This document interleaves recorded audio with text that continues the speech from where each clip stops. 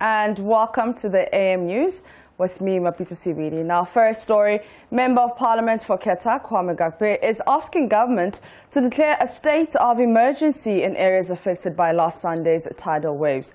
More than 3,000 people have been displaced after the waves swept through their homes, destroying properties worth thousands of Ghana cedis. Now, the National Disaster Management Organization has started the distribution of relief items to affected residents. Mr. Gakpe has been speaking on the floor of the House. There is nobody from Works and Housing official visited the victims. Interior Ministry, nobody from the office, the ministry, go there to see how the people are faring. But today, they have the temerity, the locus, to come and tell us that tidal waves have been there forever, before before this one, before I became MP. What is that? In fact, I'm highly disappointed in the leader for including that statement. Today, the president will be traveling to Cape Verde to go and witness presidential swearing in, when the people of Keta, the coast, are devastated. Instead of a government who should take prompt action and visit the people, they are going to ceremony. They are going to ceremony to go and, climate ceremony. When people are dying, emergency, state of emergency in Keta, Ketu South, and then Anglo should be declared. But here we are today. The relief items are supposed to be prompt and swift. Nothing is happening. And then we are raising these germane issues, and then you say that this has been happening long ago. This is not. In Keta, there are some community like Keji Copper, for more than 40 years, they haven't experienced this before. But now it's happening. Meanwhile, Vice Chairman on the Finance Committee, Patrick Yawama, wants government to immediately make available the needed resources to begin the construction of a sea defense wall around Keta and its environs. According to him, this will go a long way to mitigate the impact of tidal waves affecting residents living in those areas.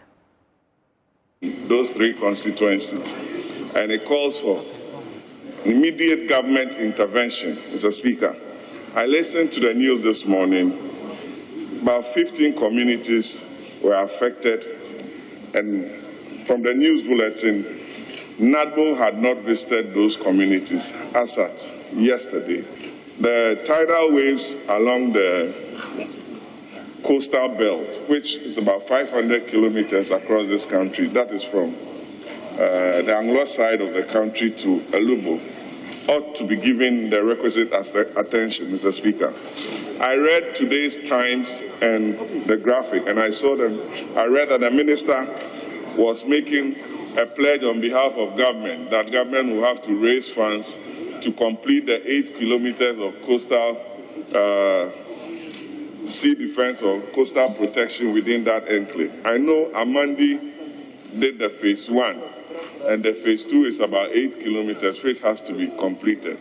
So as a House, we call on government to take urgent steps to save life and property and to look for the money to protect the good people of this country who live along the coastal belt.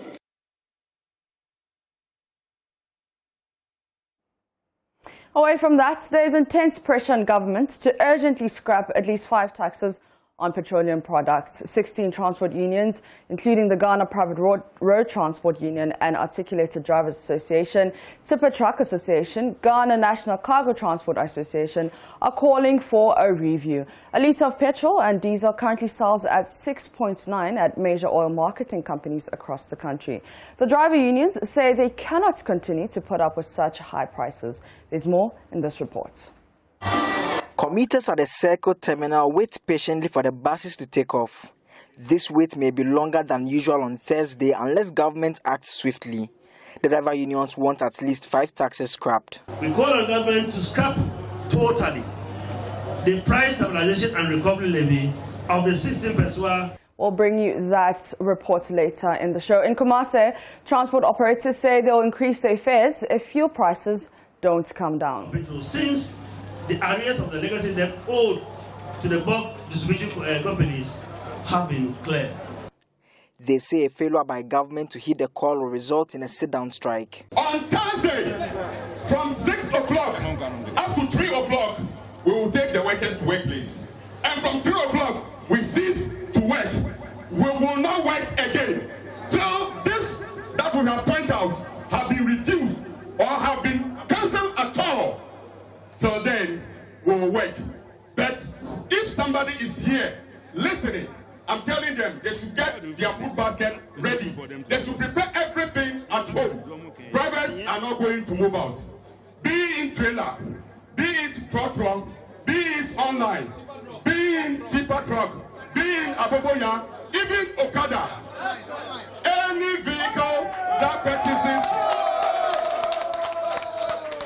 any vehicles that uses fuel, anything fuelable is not moving on Thursday, 3 o'clock. Anybody that sees a car at 3 o'clock as drivers, ask your colleague driver a question. And no car, I'm saying this because it's violation of transport organization. We have given them ample notice, but they've taken us for granted. Now is the time for us to flex the muscles and see who will bite first. We are ready. We will face them till the right thing is done here. We will not allow our businesses to go down because we have a government that is insensitive to our plight. Petrol and diesel currently sell at least 6 cedis 90 pesos at major oil marketing companies. Government already suspended 2 of such levies. Only time will tell if this latest 48-hour directive will result in further suspensions. Fuel prices have increased significantly by 28% over the past 10 months. The continuous increment is a thorn to many Ghanaians. Apia, a taxi driver, says he and his colleagues are worse affected. No, first in there, you to fuel there. Fancy fuel by 26. We to buy 1 million crore, 5 gallons. Are you okay? 5 gallons, you okay? Crana. We bet me a juma anya kakra. We buy 2 million crore na. Now tifu no. The government deliberately increased the fuel prices on weekends. The increase does not reflect in our prices. Sunday, Saturday, I'm to fuel. Sunday, Saturday, to fuel. By I do, I'm to my number, you manita, no matter to nom to the old Fernand, the edges are ultimate. The price hikes in fuel has economically impacted negatively on businesses. Chotro drivers like Ebenezer Kojomensa plying the Tech Junction to Atonsu route feels the impact of the high fuel cost. Like a first one to me as a station car. Like I told you, 1.2, 1.3. It's me boy. Maybe a pong kama. By now, and I say by now, you are too much. Our cars, our station cars. The petrol does not carry us through the day. We are just making losses.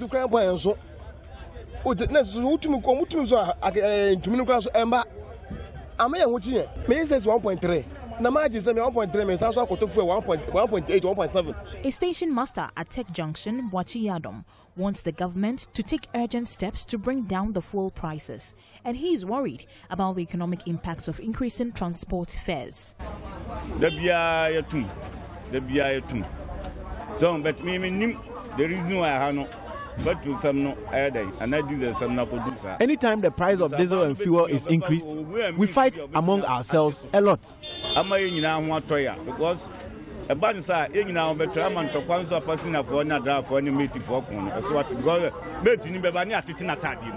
Mona Lisa Frimpong reporting.